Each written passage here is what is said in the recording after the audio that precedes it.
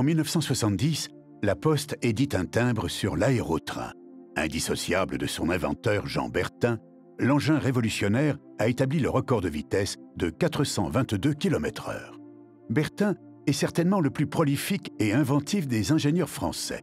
Il s'intéresse à tout, de l'épluchage des artichauts à la réverse de poussée des réacteurs, procédé qui équipe encore aujourd'hui tous les avions. Quelques 800 brevets ont été déposés sous son nom. En 1958, un de ses ingénieurs, Louis Dution, redécouvre l'effet de sol par coussin d'air. L'effet d'une force qui maintient un corps à faible distance au-dessus d'une surface et sans contact avec elle. Bertin exulte. Il va pouvoir se débarrasser de la roue, donc du frottement, donc augmenter la vitesse. En 1964, on construit un premier tronçon, les premiers prototypes.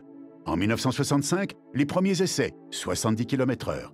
Puis très vite, 120, 200, 300, pour atteindre les 422 km/h en 1969. Puis, le projet se précise. Sont construits les 18 km de voies au nord d'Orléans. De nouveaux prototypes qui effectuent plus de 3000 voyages, couvrent 80 000 km, transportent plus de 16 000 visiteurs. Orléans est désormais à 20 minutes de Paris. Georges Pompidou est enthousiaste. Il signe le contrat pour une première ligne entre Cergy-Pontoise et La Défense. La France a sa ligne à grande vitesse. L'aérotrain est lancé. Mais survient la mort de Pompidou. Lorsqu'il arrive au pouvoir en mai 1974, Valéry Giscard d'Estaing stoppe net le projet. Dans les premières grandes décisions du président se trouve l'arrêt de l'aérotrain.